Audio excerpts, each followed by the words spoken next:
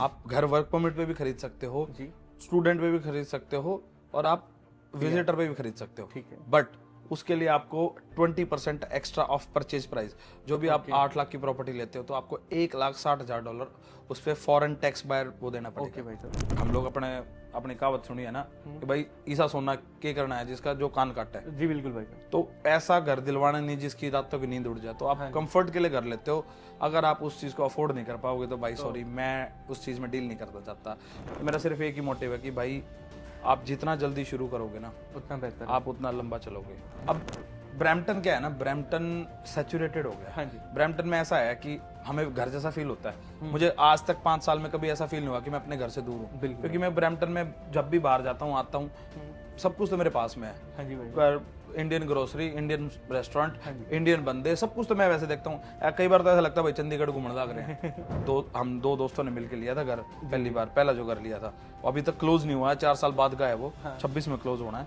तो हमारे को बिल्डर का फोन आया कि जी आपके डिपॉजिट पे ना $5,000 इंटरेस्ट आ गया है। है। तो हमें आपका सिन नंबर चाहिए। उस दिन मुझे ये चीज़ की नॉलेज हुई थी कि अगर आप डिपॉजिट देते हो लंबे टाइम तक, हाँ जी, हाँ जी, तो आपको वो पैसा जो आप, क्योंकि आपने पैसा दिया ना बिल्डर को, बिल्डर ने आपका पैसा यूज किया है, तो आपको इंटरेस्ट देना पड़ेगा।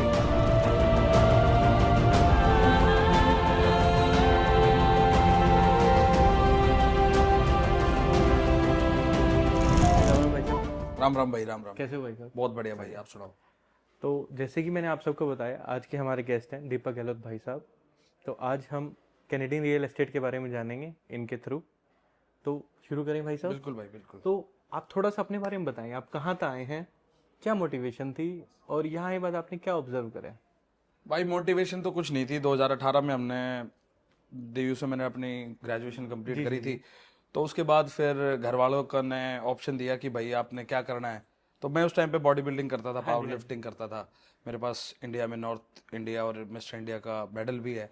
तो उस टाइम में मेरी मोटिवेशन थी कि मैं जिम खोलूंगा अपना। जी भाई साहब। तो मैं अपना काम करूंगा जिम का, क्योंकि मेरे को वही चीज़ आती थी उस टाइम पे। उससे पहले मैंने 12 साल क्रिकेट खेला सर, प्रोफेशनली क्रिकेट में हरियाणा में अच्छे लेवल पे खेल के। मेरा भाई और हम लोग साथ खेलते थे। तो उस टाइम पे क्रिकेट छोड़ने के बाद मैंने पावर लिफ्टिंग करके ग्रेजुएशन हो गई। घर वालों ने बोला 25 लाख रुपए हैं भाई, तू देख ले तेरा क्या ऑप्शन है, तने बाहर जाना है या जिम खोलना है। तो भाई उस दिन के बाद हमने भी मतलब अपना लाइफ देखी बाहर की ना। हाँ जी भाई। मेरी सिस्टर चली गई थी ऑस्ट्रेलिया, शादी हो गई थी उनकी। जी। तो उसके बाद उन्होंने भी उनकी भी लाइफ देखी, और पहले भी हम लोग मतलब मैं अपने अपना कॉमन सर्कल था, और मेरी मतलब मोटिवेशन ज़्यादा थी भाई। मैं मूवी में थोड़ा ज़्यादा इंटरेस्टेड था। तो मैं बहुत चीज़ के देख ना, लाइफ एक फैसिनेटिंग लाइफ लग गया करती बाहर की, कि यार बाहर तो बहुत मजा है। तो मैंने भाई चूज करा कि यार मैं बाहर आ जाऊंगा। तो भाई 2019 26 अगस्त 2019 ने कनाडा में लैंड हुआ था सुबह। ठीक है। तो आपने कोर्स कौन सा लिया भाई यहाँ? भाई यहाँ पे आने का कोर्स का भी एक बहुत बड़ी वो है लाइफ में ना, कभी भी कोई चीज इजी नहीं मिली। मतलब एक बार ना, पहली बार में कुछ चीज नहीं मिली। तो भाई घर से जब चले थे, जब तो मैं लॉजिस्टिक मैनेजमेंट लेके आया था सेंट क्लेयर कॉलेज में। ठीक है भाई। तो पर भाई जब जैसे जैसे कनाडा पहुंचे, यहाँ टोरंटो में एक दोस्त के पास रुका था, ऐसे किसी कॉमन फ्रेंड में किसी के साथ मिले थे। ठीक है। तो उनके पास रुका, तो मैं 2 दिन बाद यहाँ से विंडसर गया। तो आधे रास्ते में विंडसर जाते जाते भाई मैं परेशान हो गया। मेरे को था कि भाई टोरंटो देखा, क्योंकि टोरंटो में बहुत सब कुछ चहल पहल देखे, रौनक है भाई। तो रौनक देखने के बाद मैं वापस गया, तो भाई मैंने फील नहीं आई कि भाई मैं टोरंटो छोड़ के यहाँ पे आ गया। विंडसर में मैंने ऐसा फील हुआ भाई मैं वापस गाँव में चला गया। ओके। तो मैंने वहाँ तो भाई फिर कॉलेज चेंज कराने का प्रोसेस शुरू कराया। फिर मैंने कॉलेज चेंज करा, फिर मैंने कॉलेज कराया भाई, वापस टोरंटो आया? टोरंटो वापस आया। मैं सैनिका कॉलेज में था पास आउट हूँ। फिर मैंने सैनिका कॉलेज में भाई करी इवेंट मार्केटिंग इन स्पोर्ट्स जी जी। And entertainment. तो भाई साहब, जैसे अब आपका इंटरेस्ट शुरू से जिम में था और थोड़ा ये था एक्टिंग की तरफ था, और मतलब आप करिकुलर एक्टिविटीज़ में और हर तरीके से अपने आप में है ना परिपक्व थे, चीज़ों में आगे रहा करते, तो सडनली आप रियल्टर बन गए। मतलब ये प्रोफेशन में आना कैसे हुआ? बहुत चेंज। रियल्टर का देखो भाई ऐसा है, मैं हमेशा ना हर एक बंदे को कहता हूँ, जो भी बंदा अपना आता भी है, यार दोस्त भी मिलता है कोई, मैं उसको एक चीज कहता हूँ, चाहे तो आप स्टार्टिंग में जब कनाडा आते हो ना, आप अपनी एक फील्ड चूज करके आओ। ठीक है। यार हमारी फील्ड नहीं थी कोई, ठीक है। घर वालों ने ग्रेजुएशन कराने के लिए बीटेक में एडमिशन तो दिलवाया था, वो ड्रॉप आउट करके प्लान चेंज करके, क्रिकेट खेलता था मैं उस टाइम पे, हाँ जी भाई। तो ड्रॉप करके कि भाई नहीं क्रिकेट खेलना है तो पढ़ाई नहीं करनी, क्योंकि मेरा सपना था भाई इंडिया खेलना, वो सपना नहीं पूरा होना था। तो चलो लाइफ में चेंज था, तो कभी भी ना मतलब एक प्रॉपर फील्ड नहीं थी हमारे पास। जी भाई साहब। तो मेरी किस्मत है, ये किस्मत का खेल कहता हूँ मैं, आपकी जो डेस्टिनी में जो लिखा है ना भाई, वो आप कभी भी उसने चेंज नहीं कर सकते। तो भाई मैं जहाँ पे मैंने जॉब स्टार्ट करी, मैंने जॉब तो वहाँ मार्केटिंग के लिए स्टार्ट करी थी। हाँ तो मैं रियल एस्टेट कंपनी में जॉब में लग गया था। ठीक है। तो रियल एस्टेट कंपनी में जब मैं जॉब में लगा तो मेरा काम था ऑफिस मैनेजमेंट करन का, मार्केटिंग करन का। मैं वीडियो रिकॉर्ड और ये सारी चीज़ें करता था, रील्स बनाता था, एडिटिंग का भी मेरे को थोड़ा बहुत मतलब नॉलेज है बाहर, मतलब एक्सपर्ट तो नहीं कह सकते, बट हाँ ये है कि मैं अपना आपका रियल्टर का टच रहता था। हाँ जी 30-40% मैं कर लेता था। तो मैं मार्केटिंग में घुसा उनके साथ ना काम करने के लिए। तो मेरी जॉब वो होगी, तो मैं सुबह शाम ना real estate real estate real estate वो देख देख के ना देख कंज्यूम करे थे सारा। वो चीज़ें सारी देखी। तो वो छोटी जर्नी नहीं है भाई, इस चीज़ को 4 साल लगे मतलब लाइसेंस लेने तक। मतलब मेरे सबको पता है, मेरे फ्रेंड सर्कल ग्रुप में हर एक बंदे को पता है कि मैं रियल एस्टेट में काम कर रहा हूँ, पर मैं एक ऑफिस में काम करता था, ना कि मैं रियल्टर था। रियल्टर तो मैं अभी बना हूँ 1 साल पहले। तो मतलब वो 4 साल की जर्नी थी कि बस सिर्फ और सिर्फ आपने नॉलेज लेनी है रियल एस्टेट की। आप पढ़ रहे थे, काम कर रहे थे वहाँ पे। उसके बाद फिर एंड गोल ये था कि 2 साल बाद दिमाग में ये चीज़ आ गई थी कि अब यही लाइफ है, इस चीज़ में आगे बढ़ने में फ़ायदा है, क्योंकि अब स्विच करने में ना आप यहाँ पे सीखने के लिए बहुत टाइम लगा देते जी हो। भाई साहब। तो जैसे जब आपने डिसाइड कर लिया कि मैंने इसी फील्ड में जाना है रियल एस्टेट में, तो मतलब क्या गोल लेके आए कि भाई इस फील्ड में ये चेंज लेके आऊंगा मैं? चेंज का ये था यार, देखो हम लोग ना सबसे बड़ी प्रॉब्लम क्या है, जब हम लोग नए नए आते हैं ना कनाडा में, जी भाई। तो हमारा गोल होता है कि यार पहले हम स्टडी पे आते हैं। हाँ जी भाई साहब। तो हमारा गोल होता है यार वर्क परमिट पे आ जाए। आहो। तो वर्क परमिट पे आने के बाद हमारा गोल होता है यार कैसे भी करके ना पीआर ले लो, उसके बाद देखी जाएगी क्या करे जाएगा। या तो है। तो फिर थर्ड गोल आवा है भाई अपना भी यार, पीआर लेने के बाद भाई यार घर लेना है, सेटल होना है, फैमिली को करनी है। तो बेसिकली मेरा जो मैंने जो अपना एक डाउनफॉल उस टाइम पर देखा था, इशू जो देखा था हर एक बंदे के साथ, वो ये था कि भाई बंदा जो वर्क परमिट पे होता है वो घर कैसे खरीद सकता है या रियल एस्टेट में एंटर कैसे कर सकता है। हम लोग ना भाई, हम लोग गलतियां क्या करते हैं, हमें ना कोई समझाने वाला नहीं होता। समझाने वाले तो देखो बहुत है, पर हम मानते नहीं किसी की। मैंने भी गलती करी है भाई, सब ने करी है।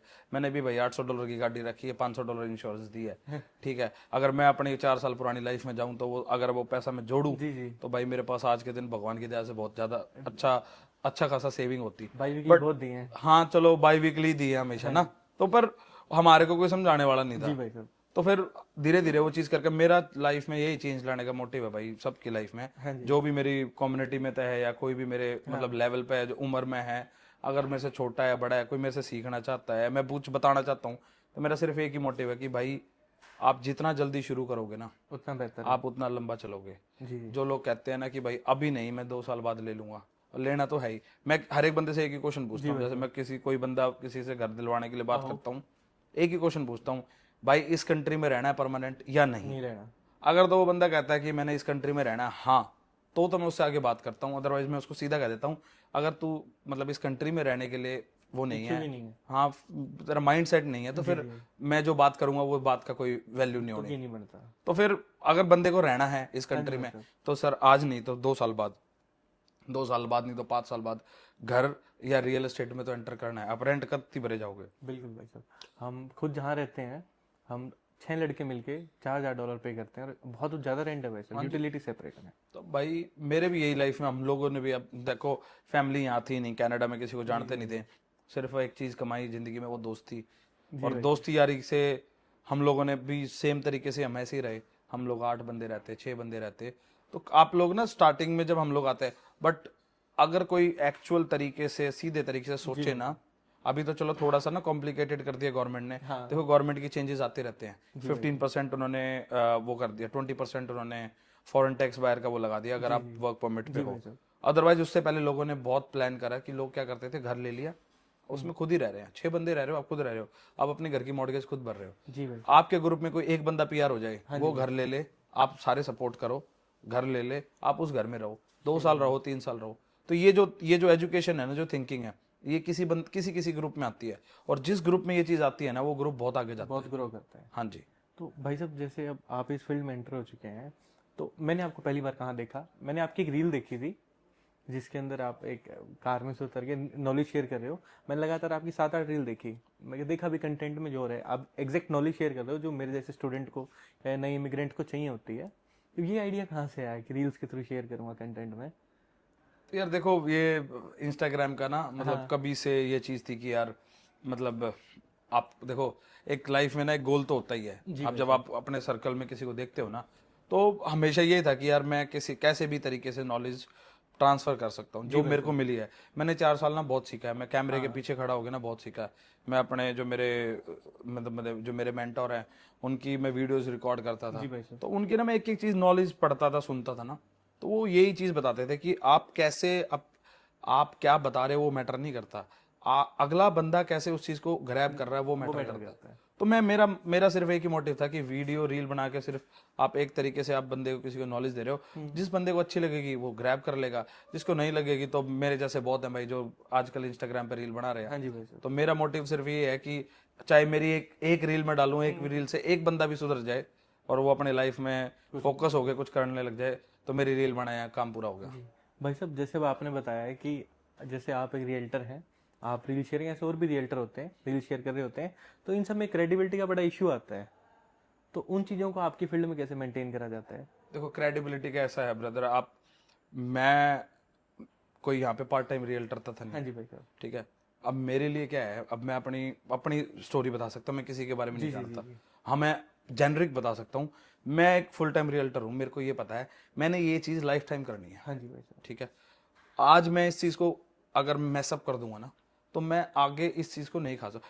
बेसिकली बात क्या होती है, अब हम लोग तो यार जमींदार के बच्चे हैं, खेती करिए, ठीक है, खेती बाड़ी करी हमने सब ने, ये बात करी है। ठीक है, जो आप बोओगे वही तो खाओगे। हाँ जी भाई साहब। तो आज मेरा बोने का टाइम है भाई, अगर आज के दिन में अगर सीड में मतलब वही बात है मिलावट करके कुछ और लगाऊंगा, ये मैं लगाऊंगा गेहूं की, ठीक है, ये मैंने जीरी कितना मिलेगा, गन्ना कितना मिलेगा, ठीक है, तो मेरा चॉइस गन्ने की है, मैं लगाऊं जीरी की, तो वो चीज नहीं हो सकती।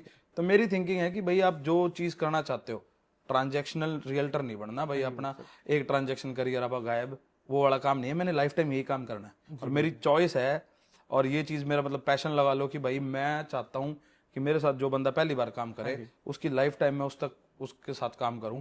उसकी इन्वेस्टमेंट है, बेचना है, खरीदना है, चाहे किसी भी लेवल पे है, मतलब मैं ट्रस्ट बिल्ड करना चाहता हूँ। और मेरे जो मेंटोर है उन्होंने यही सिखाया कि भाई अगर आप लाइफ में ट्रस्ट किसी का गेन कर लोगे ना, वो टाइम बहुत लगेगा गेन करने में, पर एक बार आप जब टाइम गेन कर लोगे ना तो आपको ये मतलब ट्रांजैक्शन मतलब आप फोकस नहीं करोगे पैसे की तरफ कि मैं कितना कमीशन कमा रहा हूँ, मैं कितनी डीले कर रहा हूँ। जो इन चीज पे फोकस करता है फिर वो काम ही नहीं कर पाता। जी भाई साहब, आपसे एक बात पूछनी थी जिस चीज़ के लिए आज हम इकट्ठे हुए हैं। हाँ जी। तो एक घर खरीदना है ना, एक आदमी की लाइफ में बहुत बड़ा स्टेप होता है। क्यों? घर खरीदते एक स्टेबिलिटी आती है कि भाई मेरे पास एक ठिकाना है शाम को आने का जाने का, जहाँ मेरी फैमिली रहेगी, मैं रहूँगा, मेरे दोस्त रह सकते हैं। तो एज ए इमिग्रेंट अगर मेरे को घर खरीदना हो तो बेसिक स्टेप्स से बताएंगे घर कैसे खरीदा जाता है? देखो भाई, सबसे पहले जो इम्पोर्टेंट चीज है आज के दिन, एज पर टुडे गवर्नमेंट का जो रेगुलेशन के हिसाब से है, आप घर वर्क परमिट पे भी खरीद सकते हो, स्टूडेंट पे भी खरीद सकते हो, और आप विजिटर पे भी खरीद सकते हो। ठीक है, बट उसके लिए आपको 20% एक्स्ट्रा ऑफ परचेज प्राइस, जो भी आप 8 लाख की प्रॉपर्टी लेते हो तो आपको $1,60,000 उस पर फॉरेन टैक्स बायर वो देना पड़ेगा। भाई साहब। उस पर ना एक टैक्स इन्होंने टैक्स इम्प्लीकेशंस लगा दी 2023 में जनवरी में लगाई थी। ठीक है जी, तो उसके बाद जो स्टूडेंट है और वर्क परमिट वाले ना उनके लिए बहुत मुश्किल हो गया। ठीक है जी, सबसे पहला स्टेप है जी आपको पीआर होना बहुत जरूरी है जी। दूसरी बात, आपका क्रेडिट बहुत बढ़िया होना चाहिए। क्रेडिट इन द सेंस 700 का जो पॉइंट का जो बैच है ना, मतलब जो स्लैब है 700 का स्लैब मिनिमम होना चाहिए आपका। ठीक है, अगर आपने रियल एस्टेट में एंटर करना है, बिकॉज बैंक ना आपकी इक्विफैक्स देखता है, आपकी हिस्ट्री देखता है, आपकी 4 साल 5 साल पुरानी हिस्ट्री है, कैसे आपने वो करा है, आपकी कोई मिस पेमेंट्स तो नहीं है। तो क्रेडिट, उसके बाद पहला तो पीआर होगी, दूसरा आपका क्रेडिट बहुत इंपॉर्टेंट करता है। तीसरी चीज आती है भाई आपकी जॉब, भाई आपके पास क्या, आप क्या कमाते हो। देखो मेरा जो पर्सनल चॉइस ये है, मैं किसी बंदे को घर नहीं दिलाता। हम लोग अपनी कहावत सुनी है ना कि भाई ईसा सोना के करना है जिसका जो कान काटा है। जी बिल्कुल भाई साहब। तो ऐसा घर दिलवाना नहीं जिसकी रातों की नींद उड़ जाए। तो आप कंफर्ट के लिए घर लेते हो, अगर आप उस चीज को अफोर्ड नहीं कर पाओगे तो भाई सॉरी, मैं उस चीज में डील नहीं करना चाहता। क्योंकि पता क्या होता है, मैं किसी तक घर दिलाऊंगा, आप तक दिलाऊंगा, सपोज आपके साथ मैं अच्छा काम करूंगा तो आप 2 आदमी ने बताओगे, रेफरेंस मार्केट है, ठीक है। बट अगर मैं आपके साथ गलत काम करूंगा तो आप 12 ने बताओगे, तो ठीक है। तो गलत और जो नेगेटिव न्यूज है ना वो ज्यादा फैलती है। तो भाई मैं उस चीज में काम करना नहीं चाहता कि भाई किसी को जो अफोर्डेबिलिटी ना हो उसने वो घर दिला दो। तो देखा जाए तो अगर स्टूडेंट है या विजिटर है या वर्क परमिट है, उनको टैक्स पे करना पड़ेगा 20% एक्स्ट्रा। पीआर के लिए सब नहीं है। हाँ जी, सिटीजनशिप के लिए भी कुछ ऐसा है? Same citizen, PR PRO citizen आपके सेम राइट्स है, बस आप वोट नहीं डाल सकते तो पीआरओ के। एक घर खरीदना होता है तो भैया सबसे मेन चीज, सबसे पहली पैसा ही आती है। जेब में पैसा नहीं है तो डिसीजन ले ही नहीं सकते। बिल्कुल। तो मिनिमम फंड कितना चाहिए होता है भाई साहब? देखो मिनिमम क्या है ना, अभी कनाडा गवर्नमेंट ने एक नया नया रूल निकाला है अभी 15 दिसंबर से। हाँ जी, तो उनका क्या है कि आप ना मिनिमम टू मिनिमम हाँ जी, 5% पे घर ले सकते हो। ठीक है। पर वो 5% का एक कैच है जो किसी को नहीं पता, जो बहुत सारे बंदों को पता होगा बट एक्चुअल किसी को समझ नहीं आता। जी भाई। कोई बंदा मेरे को फोन करता है, भाई साहब मेरे को 8 लाख का घर लेना हाँ है, जी। 5% देना है, $40,000 में काम हो जाएगा। नहीं, ऐसा नहीं होता। तो गवर्नमेंट का एक कैच है, वो ये है कि जब अगर आप 8 लाख का घर लेते हो हाँ जी भाई। तो मिनिमम डाउन पेमेंट जो गवर्नमेंट की रिक्वायर्ड है ना, वो है पहले 5 लाख पे आपका 5%, मतलब $25,000। ठीक है, और आने 5 लाख से ऊपर जितना भी अमाउंट रहेगा जी, जी। उस पे 10%। ठीक है सो भाई। टोटल अगर आप 8 लाख का भी घर लेते हो तो मिनिमम जो आपको डाउन पेमेंट रिक्वायरमेंट है वो आपको 25,000 वो और 30,000 वो, टोटल आपको $55,000 चाहिए मिनिमम। मिनिमम। उसके बाद आपकी सीएमएचसी से डील सिक्योर होगी जी भाई साहब। और वो फिर आपको बैंक लोन देगा। लोन देता है, फिर इसके बाद घर खरीदने की प्रोसेस होती प्रोसेस मतलब ये तो मॉर्गेज का प्रोसेस बता, मिनिमम डाउन पेमेंट क्या है, इतनी रिक्वायरमेंट है। और भी बहुत सारी कॉस्ट होती हैं, जो एक होती है आपकी क्लोजिंग कॉस्ट, जी। इंस्पेक्शन कराते हो वो कॉस्ट, तो बहुत सारी चीजें, आपका टाइटल इंश्योरेंस, जी। तो ये सारी चीजें ना हम कैपिटलाइज करते हैं कि भाई 2% के आसपास आपका परचेज प्राइस के। और तो जो ये कैच है 5% वाला कि अगर हमारे पास 40,000 है जेब में, अभी डाउन पेमेंट दे देते हैं, बाद में किस्तें हो जाती हैं, तो इतना ईजी नहीं होता है। इजी नहीं, देखो 5 लाख का घर ले रहे हो, आपको 25,000 चाहिए, पर आपको उसके ऊपर में क्लोजिंग की कॉस्ट चाहिए जो 2%, 1.75% कहता हूं मैं। जी भाई साहब। वो चेंज आप एरिया टू एरिया डिपेंड करता है। कई बार प्रॉपर्टी टैक्स कहीं पे ट्रांसफर ज्यादा होता है, लैंड ट्रांसफर अपने इंडिया में कह दिया रजिस्ट्री, हाँ जी भाई। तो रजिस्ट्री कराने के जो रुपये हैं वो ऊपर के वो चाहिए है, वो $14,000-15,000 लगा लो अगर आप 8 लाख की प्रॉपर्टी लेते हो। तो भाई साहब जी के फंड्स की बात थी, ये तो थे इनिशियल फंड कि जो हमने शुरू में देने हुए हैं। देखा जाए तो एक घर एवरेज कितने का आता है? जैसे मैं हिसार सिटी से हूँ हरियाणा में, वहाँ पे हमारे जहाँ घर है वहाँ पे एक एवरेज 100 से 150 गज का घर 1.5-2 करोड़ में आता है। और अगर हम गुरुग्राम चल जाएं वही चीज 10-12 करोड़ की हो जाती है लिमिट। आप दिल्ली से हो, आपने पता है हाँ जी, हाँ जी। तो यहाँ पे एक जीटीए में एक एवरेज किसी लोकेशन में घर लेना हो, ब्रैम्पटन हो गया, तो कितना धन चाहिए? देखो ब्रैम्पटन का ऐसा है भाई, ब्रैम्पटन में आपको $1 मिलियन से नीचे आज के दिन, अभी सिनारियो जो मार्केट का 2025 का है जनवरी में, हाँ जी $1 मिलियन के अंडर में आपको एक रहने लायक घर मिल जाएगा, जिसमें आपको अच्छी खासी बेसमेंट मिल जाएगी रेंटेबल। ठीक है, देखो घर का ऐसा है, घर की ना चॉइस ऑफ लिविंग होती है। हाँ जी। आप हम उसको कभी भी मनी के साथ मैटर वो नहीं करते कि आपको मिनिमम इतना पैसा चाहिए। ब्रैम्पटन में आपको 5-5.5 लाख का कॉन्डो भी मिल जाएगा, जिसमें 3 बेडरूम होंगे। जी। उसकी आपकी जो फीस है, मेंटेनेंस फीस, वो थोड़ी ज्यादा होगी। ठीक है। उसी तरीके से आपको 8 लाख का एक टाउन हाउस भी मिल जाएगा, हाँ। आपको 9 लाख का डिटैच भी मिल जाएगा, पर वो सिंगल कार गराज होगा। ठीक है। ठीक है, आपको 12 लाख का डबल कार गराज भी मिल जाएगा, थोड़ा पुराना होगा। जी भाई साहब। 14 लाख का आपको नया ब्रांड न्यू घर मिल जाएगा, हाँ जी, हाँ जी। डबल कार गराज का, जो अभी बना होगा या एक साल पुराना होगा। जी। तो वो वाली बात है जो आप इंडिया में कहा करा भाई, जितना गुड़ डाल लोगे उतना मीठा होगा। बिल्कुल भाई साहब। तो मिनिमम रिक्वायरमेंट तो ऐसा है भाई, कहने को आपके चॉइस है लिविंग की।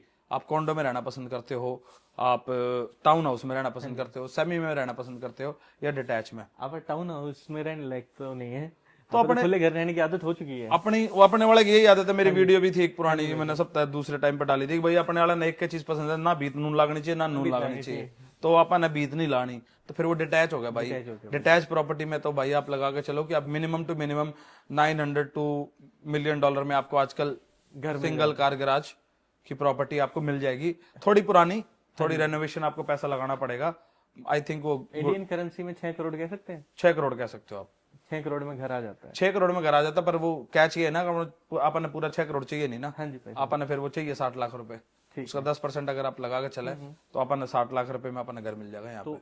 आप जैसे आपने अपनी जिंदगी के 5 साल यहाँ दिए हैं रियल एस्टेट मार्केट को, 4 साल स्क्रीन के पीछे से, अब आप फ्रंट में हो, तो भाई साहब एक चीज जानना चाहूंगा, आपके पास नॉलेज है, तो चीपेस्ट प्लेस कौन सा है जीटी में अगर घर खरीदना हो, और एक्सपेंसिव कौन सा है? अब देखो चीपेस्ट और उसमें ना लोकेशन हम चीपेस्ट एंड बेस्ट बेस्ट हम कहते हैं। अब ब्रैम्पटन क्या है ना, ब्रैम्पटन सैचुरेटेड हो गया है। हाँ जी। ब्रैम्पटन में ऐसा है कि हमें घर जैसा फील होता है। मुझे आज तक 5 साल में कभी ऐसा फील नहीं हुआ कि मैं अपने घर से दूर हूँ, बिल्कुल। क्योंकि मैं ब्रैम्पटन में जब भी बाहर जाता हूँ, आता हूँ, सब कुछ तो मेरे पास में है। हाँ जी भाई। इंडियन ग्रोसरी, इंडियन रेस्टोरेंट, हाँ जी। इंडियन बंदे, सब कुछ तो मैं वैसे देखता हूँ। कई बार तो ऐसा लगता है भाई चंडीगढ़ घूमने लग रहे हैं। तो ब्रैम्पटन में सैचुरेशन इसी वजह से है कि हम सबको फील होता है कि हम घर पे बैठे हैं, और ब्रैम्पटन में काम भी ज्यादा है, हाँ जी। और दूसरी बात है कि यहाँ पे हाउसिंग भी बहुत है। बिल्कुल भाई साहब। तो इन सब चीजों को देखते देखते ब्रैम्पटन की पॉपुलेशन बढ़ती जा रही है। ब्रैम्पटन की पॉपुलेशन बढ़ती जा रही है, तो इन सब चीजों को मिसिसागा से कंपेयर करें, मिसिसागा में कॉन्डोज ज्यादा हाँ जी। हैं, वहां पे आपको जो आईटी में काम करते फील्ड के लोग हैं, ज्यादा, बैंकिंग में corporate है, sector कॉर्पोरेट सेक्टर बहुत ज्यादा है, हाँ जी। क्योंकि उनकी स्टैंडर्ड ऑफ लिविंग डिफरेंस हो गया कि उन लोगों को कॉन्डोज में रहना है, वो छोटा स्पेस में वो कंफर्टेबल है। पर हमारे लिए ब्रैम्पटन इस एरिया की बात करें तो हम लोगों को है कि यार हमारे पास खुला डुला घर होना चाहिए। तो Brampton as compared to GTA में अगर आप कंपैरिजन करो तो ब्रैम्पटन की जो मार्केट का जो प्राइस है as compared to other market, वो मतलब इक्विवेलेंट है। मिसिसागा के अगर आप लेक शोर पे चले जाओगे तो आपको 2 मिलियन की प्रॉपर्टी दिखेगी मिनिमम, ठीक है, बट फिर वो लेक शोर हो गया, और ब्रैम्पटन में कंपैरिजन अगर हम करें तो डिफरेंस है। But Brampton I think normal level पे है आज के दिन। इस पॉइंट पे आपको कंफर्टेबिलिटी में अगर आपको घर लेना हो तो ब्रैम्पटन में मिल जाएगा। अगर आप जीटीए की बात करो, आपको सस्ते में थोड़ा लेना हो तो आप निकल जाओ ओशवा, उससे आगे, ठीक है, ओश ईस्ट की ओर जितना हाँ जी, इधर जाओगे तो आपको कैम्ब्रिज में 6 लाख में टाउन हाउस मिल जाएगा। जी। फिर आप चले जाओगे किचनर, हाँ जी। किचनर में आपको आराम से 7.5-8 लाख तक में अच्छी प्रॉपर्टी रहने लायक मिल जाएगी। फिर थोड़ा और आगे जाओगे तो वुड स्टॉक आ जाता है। अब वुड स्टॉक में क्या है कि आपको वही जो आपको 7 में मिलती थी, वहां पे इतने में आपको डिटैच मिल जाएगा। ठीक है, तो जैसे अब आप कई सारे घर के नाम ले रहे हैं, डिटैच, अटैच और ये सेपरेट टाउन हाउस और ये सब, तो जो ये वर्ड्स हैं, अब आप थोड़ा सा एक्सप्लेन करोगे कितने तरह के घर होते हैं यहाँ पे? देखो भाई, पहला है कॉन्डो। हाँ जी। कॉन्डो में हम कहते हैं भाई, अपने इंडिया में कहते हैं फ्लैट, हाँ जी। तो इंडिया वाले फ्लैट कॉन्डो कहते हैं। अच्छा जी। कॉन्डो का मतलब है एक कॉन्डोमिनियम की एक कॉर्पोरेशन बनाई जाती है। आहो। तो भाई मैं मालिक हो गया, हाँ जी। मेरे द्वारा 50 घर हैं, जी। मैंने वो मैनेज करने हैं, ठीक है, तो आपने जैसे मैं डीएलएफ के फ्लैट, डीएलएफ के फ्लैट लगा लो, ठीक है। तो वो कॉन्डो हो गए, जी। ठीक है। फिर भाई अपा उसके बाद आ जाते हैं टाउन हाउसेज पे। जी। टाउन हाउसेज का मतलब है भाई आपका एक कट्ठा घर बना रखा है, 4 घर बन रहे हैं उसमें, ठीक है, तो वो सारे घर अटैच हैं, तो उसमें रो टाउन हाउस कह दिया कर उसने। अगर भाई एक घर आपकी या दीवार मिल रही है इस गिला, अगली दीवार मिल रही है दूसरे वाले गिला, एक बीच वाले का घर है जो वो है टाउन हाउस है, ये वाला भी टाउन है, ये टाउन है, तो एक में 4, 5, 6 ऐसे करके घर बनाते और हैं। ये सारे एक जैसे दिखते हैं? एक जैसे घर दिखते हैं, अब आपको आउटसाइड सबका सेम दिखेगा। जी। इंटरनल भी? इंटरनल मतलब लेआउट पे डिफरेंस हो सकता है। कई बार कॉर्नर वाले यूनिट में क्या होता है, थोड़ा ज्यादा हो जाता है, जी। एक साइड जिसमें खुला होता है ना, तो उसमें थोड़ा स्पेस ज्यादा हो जाता है। सेंटर वाले जो होते हैं वो ऑलमोस्ट सेम होते हैं, आइडेंटिकल कह सकते हो, क्योंकि बिल्डर भी हमेशा क्या करता है ना, एक तरीके एक चीज बनाता है, फिर उसको आगे आगे सिस्टम की तरीके से चलाता है। हाँ जी। फिर अगर सेमी डिटैच की बात करें तो 2 घर जुड़े होते हैं जी। अलग अलग जगह, मतलब एक इधर जोड़, एक घर इधर है, एक घर इधर है, उनमें एक कॉमन दीवार है, तो ये हो गया भाई सेमी डिटैच। और डिटैच जो हम कह देते हैं भाई, वो अपना है सबका सेपरेट, आपका पूरा घर न्यारा खड़ा है, ना इधर दीवार है, ना आगे है, ना पीछे है, सब कुछ आपका है। ठीक है, तो भाई साहब जैसे अब आपने घर की वैरायटीज बताई, तो एक मैं स्टूडेंट हूँ, तो हम बच्चों में जो डिस्कशन होती है, और मेरे साथ जो मेरे दोस्त हैं वर्क परमिट पे, हमें जो डिस्कशन होती है, हमें ये होता है कि मैं अकेला अफोर्ड नहीं कर सकता है घर खरीदना, क्योंकि हमने वो 5% वाली रील देखी है, वो नॉलेज पढ़ी है, कहीं से ग्रैब करी है, तो हम 6-7 लड़के मिलके घर खरीदना चाहते हैं, और हम इन्वेस्टमेंट करना चाह रहे हैं कि हम वहाँ रहेंगे भी और किसी को रेंटल पे भी देंगे, ताकि घर की मॉर्गेज हमारे यहाँ से निकल जाए। तो हमें किस तरीके से इन्वेस्ट करना चाहिए, किस लोकेशन में करना चाहिए? देखो, लोकेशन तो आप कहीं भी कर लो। हाँ। सोना और घर आप जितनी देर होल्ड करोगे, रियल एस्टेट और सोना जितने दिन होल्ड करोगे, जितने दिन होल्ड करोगे उसकी पावर उतनी बढ़ेगी। बिल्कुल। तो इन्वेस्टमेंट की तो होगी बात, ये ग्रुप के अंदर। दूसरी बात है आप लोगों की चॉइस क्या है, चॉइस इन द सेंस आप लोगों की सब 6 बंदे हो आप, तो आप लोगों ने सब ने कनाडा में रहना है, सबसे इंपॉर्टेंट चीज तो ये है। हाँ जी। अगर आप सब ने रहना है तो आप लोग अपना टाइम फ्रेम देखोगे, आप लोगों की पीआर कब तक आएगी, ठीक है जी। पीआर आने के बाद आप लोग उस प्रोजेक्ट में इन्वेस्ट, आप लोगों के लिए प्री कंस्ट्रक्शन आज के दिन बेस्ट प्रोजेक्ट है। ठीक है। बेस्ट मैं इस वजह से कह रहा हूँ, बहुत सारे बंदे मेरे पास डिबेट करते हैं इस बारे में ना, कि यार तू मेरे को रीसेल दिलवा दे, प्री कंस्ट्रक्शन क्यों दिला रहा है। ठीक है। और मैं आपको जेन्युइन लेवल पे एक चीज बताता हूँ, अगर मैं आपको आज के दिन, मतलब मैं फंसाने वाली बात नहीं कर रहा, पर अगर मैं आपको रीसेल की प्रॉपर्टी दिलाऊंगा ना, हाँ जी, तो मेरे को ज्यादा पैसा बनेगा, और मैं प्री कंस्ट्रक्शन दिलवाऊंगा तो मुझे कम बनेगा। फिर भी आप प्री कंस्ट्रक्शन नहीं दे क्यों कहते हो? क्योंकि मैं आपकी चॉइस के ऊपर कह रहा हूँ ना भाई, आपकी जो आज की जो मेरे लिए सुटेबल है। सुटेबल आपकी जो थिंकिंग है ना आज के लिए जो सही आपके लिए, वो ये है कि आप प्री कंस्ट्रक्शन में लो, ताकि आने वाले 2 साल 3 साल का प्री कंस्ट्रक्शन में क्या होता है, बिल्डर ने आप एक प्रोजेक्ट बना दिया, एक जगह ले ली, भाई मैं यहाँ घर बनाऊंगा, ठीक है जी, प्लाट काट दिए, सीधी सी बात है, आप देसी तरीके से बात करते हैं, प्लाट काट दिए, बंदे कह रहे हैं कि भाई मैं यहाँ पे घर बनाऊंगा और मैंने ये इनके डिजाइन बना दिए, ये टाइप के घर हैं, इनका यो प्राइस है, तब मैंने 10% दे दो, तब मैं 3 साल बाद घर बना के दे दूंगा। ठीक है जी, आपने 8 लाख की प्रॉपर्टी ले ली, आप लोगों ने सबने मिलकर $80,000 उसमें दे दिए, उसने कहा मैं 3 साल बाद आपने वो प्रॉपर्टी बनाकर रेडी करके दूंगा। तो 3 साल तक एक तो बिल्डर आपको हर पैसे को, जितना आपने $80,000 दिया, एक तो गवर्नमेंट के तरीके से आपको इंटरेस्ट देगा, जी भाई साहब, बेटर ऑप्शन। आपका बैंक में पैसा पड़ा है, वो पैसा उस इंटरेस्ट से नहीं बढ़ेगा, जो पैसा आप अगर आप रियल्टर इंटरेस्ट देगा, मैं उसके पैसे बिल्डर आपको इंटरेस्ट देगा। 80,000 का अगर आपने दिया है, तो उस पे जो गवर्नमेंट का जो स्टैंडर्ड रेट चल रहा है ना, उस हिसाब से आपको इंटरेस्ट मिलेगा। ये नहीं पता था मेरे को, ये किसी को भी नहीं पता भाई, ये मेरे को भी तब पता लगा जब मैंने पहली बार 2022 में इन्वेस्ट करा था। तो हम लोगों ने डिपॉजिट दिया था जी 1,20,000 के आसपास, हम दो दोस्तों ने मिलकर लिया था घर, पहला जो घर लिया था, अभी तक क्लोज नहीं हुआ है, 4 साल बाद का है वो, 26 में क्लोज होना है। तो हमारे को बिल्डर का फोन आया कि जी आपके डिपॉजिट पे ना $5,000 इंटरेस्ट आ गया है, तो हमें आपका सिन नंबर चाहिए। उस दिन मुझे ये चीज की नॉलेज हुई थी कि अगर आप डिपॉजिट देते हो लंबे टाइम तक, हाँ जी, तो आपको वो पैसा जो आप, क्योंकि आपने पैसा दिया ना बिल्डर को, बिल्डर ने अपने पैसा, आपका पैसा यूज किया है, तो आपको इंटरेस्ट देना पड़ेगा, तो वो आपको इंटरेस्ट पे करेगा। तो सपोज आपने 3 साल दे दिया, 3% के हिसाब से भी लगाते हैं, ठीक है, नॉर्मल लगा लो आप $3,000 के हिसाब, तो साल का मैं कहता हूँ ज्यादा मत लगाओ, $3,000 आपका इंटरेस्ट, $3,000 के आपने 9 बन गए, आपके 80,000 आपने दे रखे, वो वैसे के वैसे पड़े जी। 3 साल बाद आपने वो प्रॉपर्टी मिलेगी, ना आपने मॉर्गेज देनी अभी, ना आपने आपको क्वालिफाई कराना, ना आपने क्या चीज की दिक्कत लेनी। 3 साल में इतने क्वालिफाई लायक हो जाएंगे, आप क्वालिफाई भी लायक हो जाएगा, PR भी आ जाएगी, और आपकी लाइफ सेटल हो जाएगी। जब आप PR आओगे, तो जो हम ये कहते हैं ना, इसे कहते हैं प्लानिंग। अगर आप रोड मैप आप अपना पहले बना लोगे ना, तो आने वाले टाइम में आप दुखी नहीं होगे। नहीं तो आप कहोगे कि 2 साल बाद जब PR आएंगे, जब देखेंगे तो वो जो आपने 8 लाख का लिया, वो 8 का जो लिया वो 16 का तो नहीं होगा, 9 का हो गया, 10 का हो गया, 2 लाख महंगा ही तो दिया ना जी भाई। पर अगर आप वो 2 साल पहले सोच के, 3 साल पहले सोच के लेते, तो आपकी लाइफ में वो 2 लाख का फायदा होना था जी। तो ये चीजें हैं भाई, आपकी चॉइस के हिसाब से मैं कहूंगा कि ये चीज बेटर है, क्योंकि आपकी आज की दिन की जो, मतलब आपकी जो स्टैंडिंग है ना आपकी, ये है कि आपको ऐसा घर चाहिए जो 3 साल बाद मिले, आपकी PR आ जाए, और तब आप उसको क्लोज कराओ। ठीक है, एक चीज और, जैसे रेजिडेंशियल होता है, कमर्शियल होता है, इंडस्ट्रियल होता है, वैकेंट प्लॉट होते हैं, तो इन्वेस्टमेंट पॉइंट ऑफ व्यू से बेस्ट कौन सा है? देखो, इन्वेस्टमेंट के हिसाब से मगर मैं कहूँ तो वैसे कमर्शियल में पैसा ज़्यादा बनता है, बट कमर्शियल के लिए आपको ना डाउन पेमेंट बहुत ज़्यादा चाहिए होती है। मिनिमम आपको 35% आप लगा के चलो जी भाई। तो आपको ना 35% पे कमर्शियल में अगर आप डील कर रहे हो तो 35% मिनिमम डाउन पेमेंट चाहिए, उसके बाद आपको मॉर्गेज या वो चीज़ मिलेगी। तो मैं आपको बेस्ट कहूँगा कि आप रेजिडेंशियल में ही इन्वेस्ट करो, बिकॉज प्रॉब्लम क्या है, वेकेंट लैंड पे चले जाओ। आपको कनाडा का एक रूल नहीं पता होगा क्या भाई साहब? आपको यहाँ पे खाली लैंड के ऊपर मॉर्गेज नहीं मिलती, खाली लैंड की नकदी पूरी पे करनी पड़ेगी। नकदी पूरी पे करनी पड़ेगी, ठीक है। तो अगर मैं कहता हूँ टोरंटो पीछे कैलेडन में अपने घर के पीछे यहाँ पे 3 एकड़ का प्लाट लग रहा है, ठीक है, 3 एकड़ खाली पड़ा है, वो पैसे मांग रहे हैं 5 मिलियन, तो 30 करोड़ रुपए थोड़ी ना दिया जाएगा कैश में, नहीं दिया जा सकता। तो वो $5 मिलियन जो है वो कैश देना पड़ेगा, आप उसको उस पे लोन नहीं ले सकते। अब मैं ऑनलाइन गया था तो मैंने देखा कि अपने ओंटारियो में एक एवरेज 1 एकड़ जो रूरल एरिया में है उसमें $5,000 का आता है।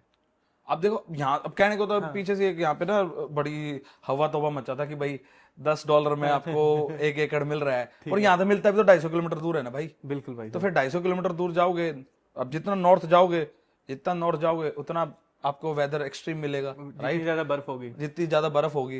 अब कनाडा में क्या है ना, कनाडा में ऐसा है कि आप 6 महीने काम करते हो, जितना एक्सट्रीम नॉर्थ जाओगे आप 6 महीने काम करते हो, 6 महीने आप कुछ नहीं कर सकते, क्योंकि आपकी चॉइस ऐसी है, ना फार्मिंग कर सकते हो, ना आप कंस्ट्रक्शन कर सकते हो, ना कुछ कर कुछ भी सकते नहीं हो। कर सकते। तो 6 में तो इस एरिया की वैल्यू इसी वजह से है कि यहाँ पे सब कुछ पास में है। 12 मास होती है।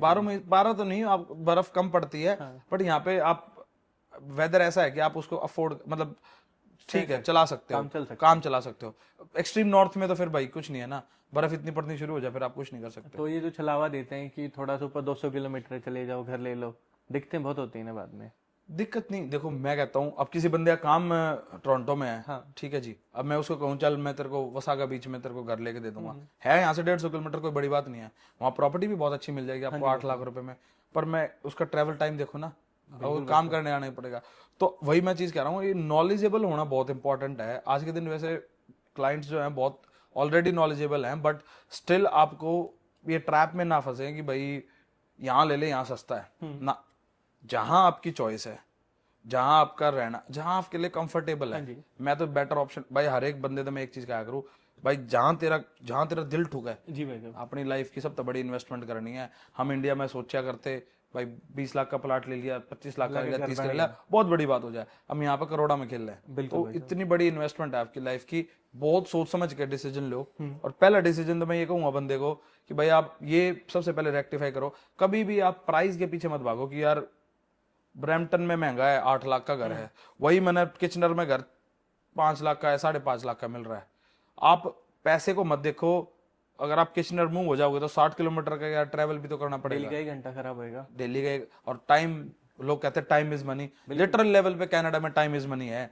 मेरे को जब मैं नया नया आया था किसी ने एक एडवाइस दी थी, हाँ जी, कहते भाई कनाडा आए हो, कनाडा में एक लाइफ ऐसी है, रोड पे पैसा पड़ा है, हाँ आपको उठाने का तरीका होना चाहिए। एक बुजुर्ग आदमी थे, वो मिले थे मेरे को पहली बार, वो 3-4 दिन ही मिले, उन्होंने मेरे को लाइफ के 2 ज्ञान दिए थे स्टार्टिंग में आके। कहते सबसे पहले तो ये था कि भाई कनाडा में पैसा रोड पे पड़ा है, आपको तरीका, आपको पैसा उठाने का तरीका पता होना चाहिए। बिल्कुल भाई साहब। दूसरा उन्होंने बताया कि भाई हम स्टूडेंट आते तो हम सोचते हैं कि यार अभी ना लाइफ एंजॉय नहीं करेंगे, हाँ। हम ना वर्क परमिट पे जाने के बाद करेंगे। तो वर्क परमिट पे जाने के बाद हम सोचते हैं यार अभी नहीं, पीआर की देख ले, एक बार पीआर ले लेंगे फिर करेंगे। पीआर होने के बाद आप सोचते हैं यार घर ले लेते हैं, फैमिली सेटल हो जाती है, फिर एंजॉयमेंट करेंगे। तो उस बंदे ने मेरे को एक चीज बहुत अच्छी बताई थी जो आज तक मेरे साथ है, कि यार आप अपनी लाइफ को एंजॉय करो, चाहे आप वर्क परमिट पे हो, चाहे स्टूडेंट पे हो, या आप पीआर पे हो। जी भाई साहब। ये जो जिम्मेवारी या टाइम है ना, ये काम चलता रहना है। अब मैं आज के दिन अगर अपने आप को देखूं तो मेरे 5 साल कैसे कट गए मुझे पता ही नहीं लगा। तो ऐसा लगता कल आए थे, परसों आकर स्टार्ट करा है काम। तो वो चीज है, लाइफ कितनी जल्दी तरीके से टर्न ले जाती है, बस आपके पास मेमोरीज रह जाती है।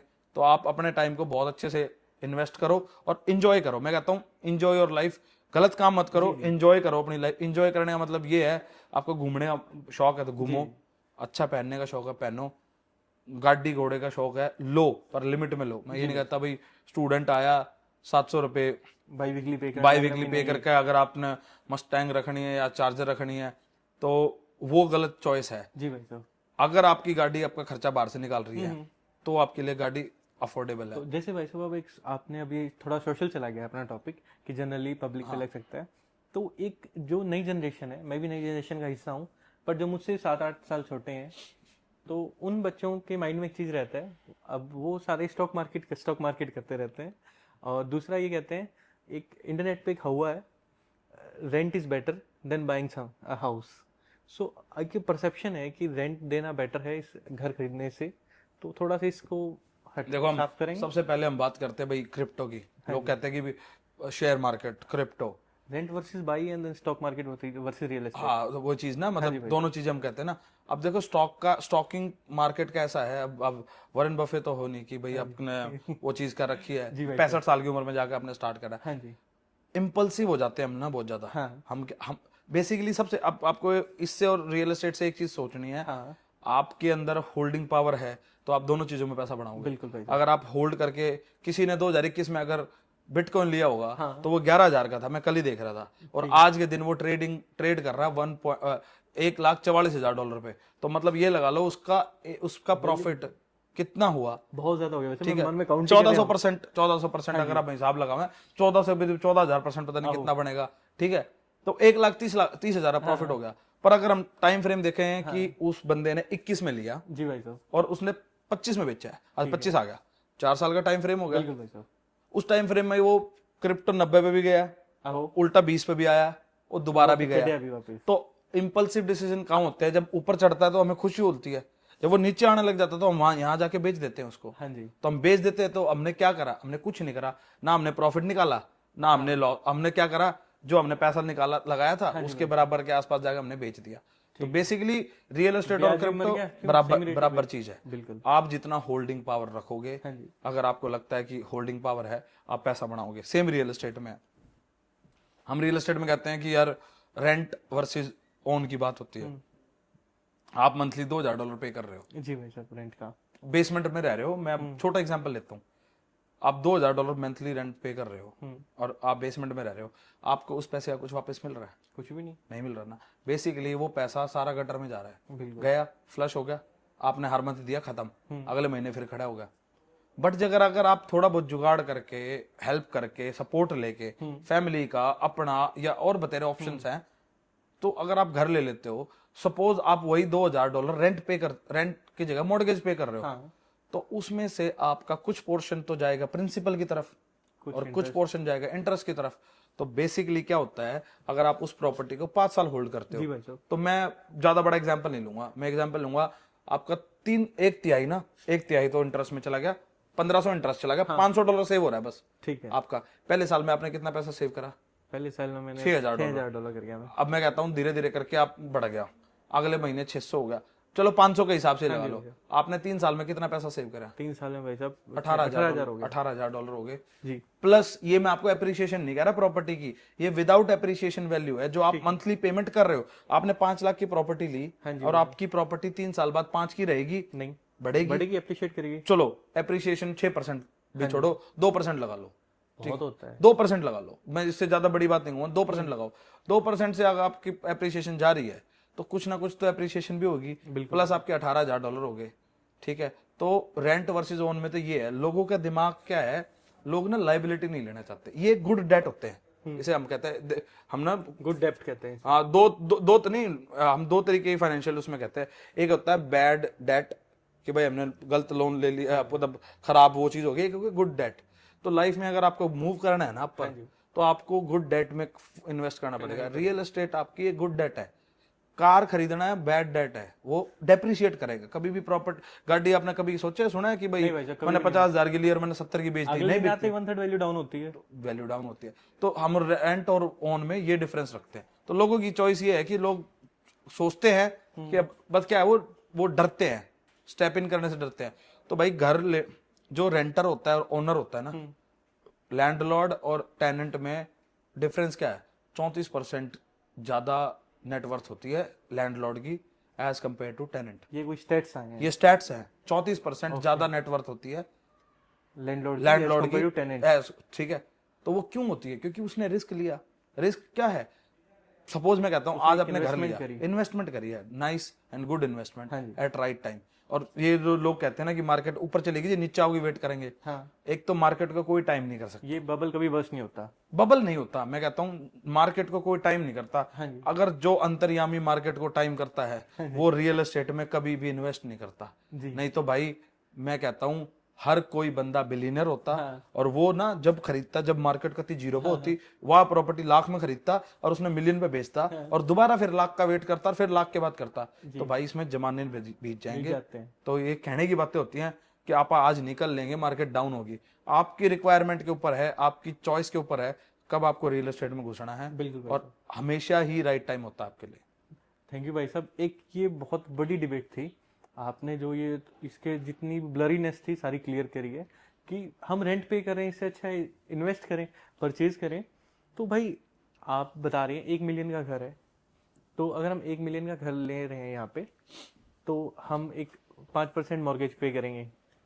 5% पहले 5 लाख का, बाकी जो वो ये चीज क्लियर करो, क्योंकि ये ना मैं मार्केटिंग वो नहीं कर रहा, कोई स्टंट नहीं है कि 5% में मैं अपना घर दिला दूंगा। वो 5% वाला घर का मिनिमम अमाउंट क्या होना चाहिए जिसमें 5% पे करने हैं हमें? वो 5 लाख तक का अगर आप घर लेते हो तो पूरा 5% करना। सपोज हम 5 लाख का यहाँ घर ले रहे हैं यहाँ पे, तो उस पे हमने एक अमाउंट मॉर्गेज की पे करनी, वो इनिशियल अमाउंट पे करनी है, डाउन पेमेंट $25,000। देन हमारी किस्तें कितने की बनती हैं? देखो वो डिपेंड करता है ना मार्केट का स्टैट्स। अगर आज के दिन में अगर बात करूं तो अगर आप 25,000 पे करते हो 5 लाख का, तो आप ये लगा लो 25,000 में से 475 हो गया, प्लस आपका लगेगा CMHC, बेसिकली कैप इंश्योरेंस होता है, मॉर्गेज इंश्योरेंस। ठीक है। तो वो आपका इंश्योर्ड मॉर्गेज में ही कनेक्ट, उसमें मॉर्गेज के अंदर ही हो जाता है। जी भाई। तो मैं कहता हूँ 15,000 वो हो गया जी, आपकी 490 की मॉर्गेज होगी। तो 490 की मॉर्गेज मैं अपने तरीके से आज के दिन कैलकुलेट करूँ तो $2,500 के आसपास आपकी मॉर्गेज आनी चाहिए। मंथ की। हाँ, स्टैंडर्ड है 2500 से 2700। मैं मतलब एग्जैक्टली अगर आप लैपटॉप कहोगे तो मैं अभी 5 मिनट में बता दूंगा आपको एग्जैक्टली अमाउंट क्या होता है, बट 2500 से 2700 की रेंज रहेगी। ये कुछ भी ज्यादा नहीं है। एक बात, हम रेंट 4,000 पे कर रहे हैं, इससे अच्छा हम 4 स्टूडेंट मिलके अपना 600 वहीं घर पे देते। अब 2700 में आपका 1000 जुड़ेगा भी तो सही। बिल्कुल, आपने जैसे बताया था कि इतना परसेंट जा भी रहा है। हाँ, वो इक्विटी भी बनेगी आपकी। तो वो ये थिंकिंग है। अगर आपके पास राइट, मैं कहता हूँ जो भी देख रहा है भाई, जिसके पास अगर ऑप्शन है घर लेने का, तो आप इन्वेस्ट करो, चाहे छोटे में इन्वेस्ट करो। हाँ जी। ठीक है, लोगों की मत सुनो, क्योंकि फिर लोग पता क्या कहते हैं, भाई ये तो फलाने का न्यू हो गया। ये तो नू कर गया, ये तो नो कर गया। भाई उसने राइट टाइम पर राइट डिसीजन लिया, बिल्कुल। तुम लोग उस चीज को वेट करते रह गए, तो फिर सोचने वाला, जब तक वो कहते हैं ना भाई, स्विमिंग बाट नहीं देखनी चाहिए, स्विमिंग सीखनी है बोला, नल बोला में जोड़ कूद मार दे। जोड़ में कूद देना आगा तो किस पर मेरा पटेगा, और क्यों कर हाथ पर चलेगा, राइट। तो बाहर बैठ के तो किसी ने सीखी नहीं ना, हमने सीखी, हमने भी कभी नहीं सीखी भाई, घर के पिटा करते जोड़ पे चले जाते थे। तो पर मैं मेरे बाबू तो कुटिया हूँ। हाँ भाई, ये चीजें हैं, तो ठीक है। घुसना पड़ेगा उस चीज में। जब आपने पहले कर लिया, आपके पिताजी का क्या रिएक्शन था?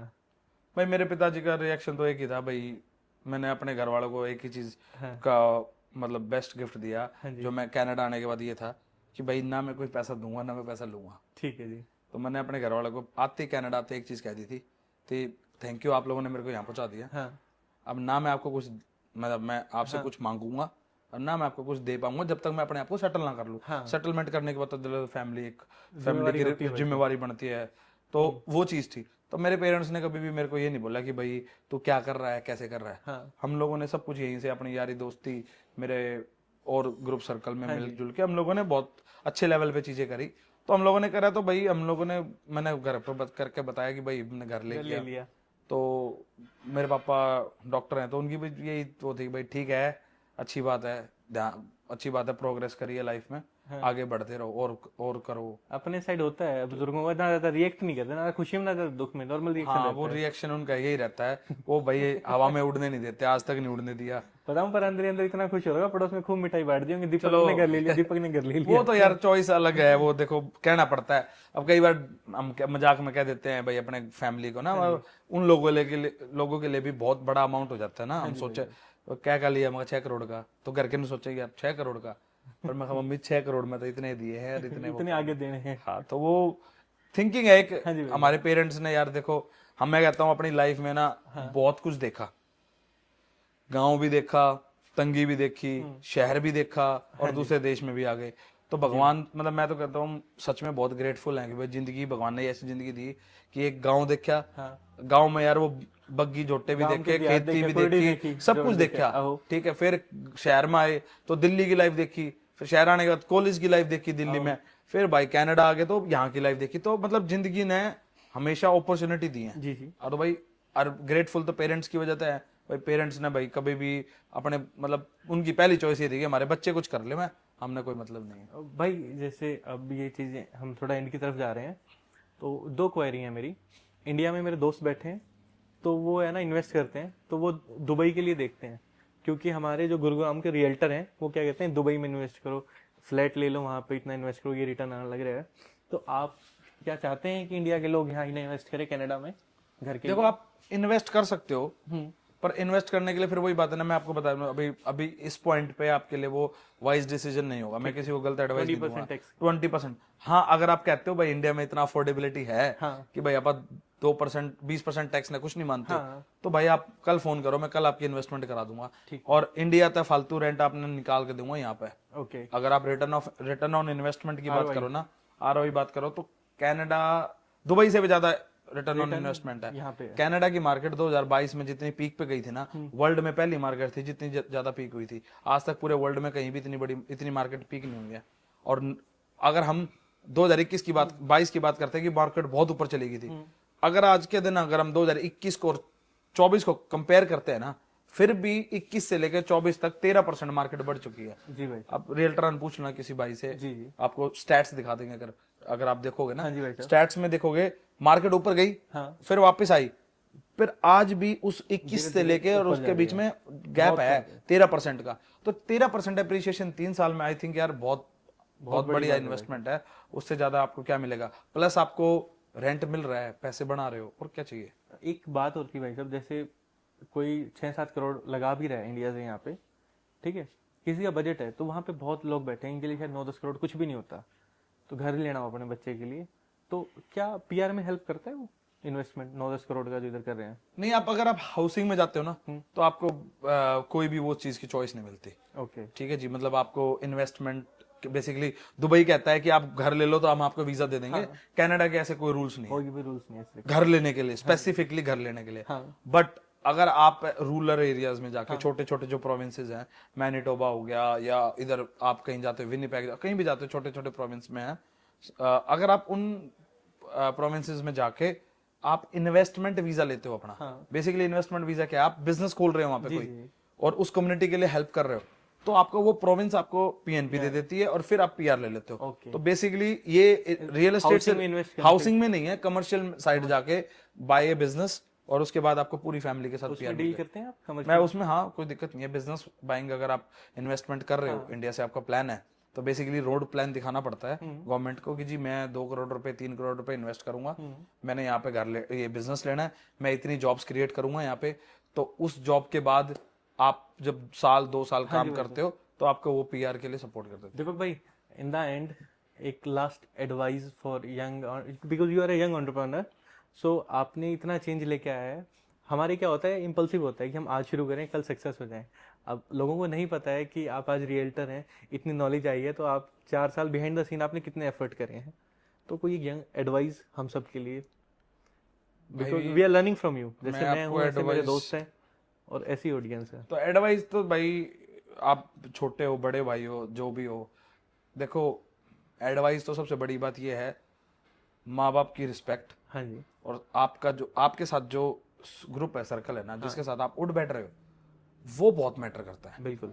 अगर आपका जो पीयर ग्रुप कहते हैं हम लोग, चलो फ्रेंडशिप तो एक डिफरेंट लेवल पे है, मेरे दोस्त बहुत है, मेरा पीयर ग्रुप बहुत अच्छा है। पीयर ग्रुप मतलब मैं जिनके साथ ज्यादा टाइम स्पेंड करता हूँ जी। अपने रियल, आजकल ना बहुत रील्स चल रही हैं मार्केट में ना, बहुत वो अच्छी वो आती हैं कि भाई मेरे को तुम अपने ग्रुप दिखा दो, 5 बंदे दिखा दो जिनके साथ आप ज्यादा टाइम स्पेंड करते हो, मैं आपका फ्यूचर बता दूंगा। तो वो मोटिवेशन ही तभी मिलती है आपको ना, जब तक आपको साथ वाला कुछ नहीं करता। अगर आपका साथ वाला ही कुछ नहीं कर रहा है, तो आप ऑटोमेटिकली उस चीज के फ्लो में चले जाते हो। सराउंडिंग आपकी बहुत मैटर करती है, तो अपने सराउंडिंग को क्लीन रखो, ठीक है, चीजों से दूर रहो, गलत चीजों से। और भाई अपने आप को ना, जितना अपनी स्किल्स के लिए आप काम करोगे, आप स्किल्स पे बिल्स वाली बात है। अगर आपके पास स्किल है ना, तो आप कभी मार नहीं खा सकते। तो अपनी स्किल्स बढ़ाओ, जिस चीज, किसी भी चीज में हो। मैं आपको कहता हूँ, आप पॉडकास्ट कर रहे हो, ठीक है, अगर आपने ये चीज काम करना है कंटिन्यूसली, तो भाई इस चीज पे इतना फोकस डाल दो, इतनी मोटिवेशन डाल दो, और इतना काम शुरू कर दो इस बारे में कि आप करते रहो। वो कहते हैं, मैंने चलो, मेरे को किसी अच्छे बंदे ने मतलब एडवाइस दी थी कि आप बुक रीडिंग करो। मैं बुक पढ़नी स्टार्ट करी, ठीक है। अगर आप मेरे से 2 साल पहले मिलते ना, तो मैं आप लोगों की तरह ही घूमना फिरना, मस्ती मजाक, ग्रुप सर्कल, सब कुछ वो था। पर 1-2 साल के बाद लाइफ में चेंज आ गया। तो उसमें कहते हैं कि भाई लाइट जो बल्ब बनाया ना जिसने, उसने 1500 बार गलत बनाया। एक टाइम में जब उसका बल्ब बनाया ना, तो उसके जो गलत होने के जो चांसेस थे ना, वो सारे खत्म हो गए थे। तो कहने मतलब ये, अगर आपने भी ये चीज करनी है, किसी भाई ने भी करना है, आप इतनी बार बार कंप्लीट, फेल हो जाना कोई बड़ी बात नहीं है, फेल होना, मैं भी फेल हुआ, गिव अप नहीं करना है। मैं अपनी लाइफ में, मेरे को कभी भी जिंदगी में पहली बार ऐसा लगता है मुझे, मतलब ऐसा नहीं है, भगवान बहुत ग्रेटफुल है, पर कभी बार जिंदगी में पहली बार चीजें नहीं मिलती, फर्स्ट टाइम जाते ही क्रैक नहीं होता। तो और दूसरी बार क्या होता है, दूसरी बार में वो बहुत इजी तरीके से चीज चली जाती है। तो ऐसा लगता है कि यार वो ना पहली बार कुछ गलती रह गई होगी, उस चीज को आप स्टार्ट करके दोबारा करो। सेम आइल्स में हुआ यार, मैं बताता हूँ, सेम आइल्स करा, पहले में सब में 6.5 आ गए, एक में 5.5 रह गए। अगली बार वाला कैसे गया पता नहीं लगा, सब में 6.5 कैसे आए। तो एक लाइफ का पुश है, तो आप कंटिन्यूसली करते रहो उस चीज को, आप काम करोगे तो आप सक्सेसफुल होगे। थैंक यू भाई साहब। तो ये है भाई मेरी तो एडवाइस सबके लिए, जितना आप जो भी आपने चीज करनी है जी भाई, कंटिन्यूसली करते रहो, कंसिस्टेंट रहोगे तो लाइफ में आप कुछ अचीव कर जाओगे। ठीक है भाई, अब आपसे विदा लेते हैं। धन्यवाद आपके वैल्यूबल Thank you टाइम भाई। के लिए। Thank you so भाई much. साहब।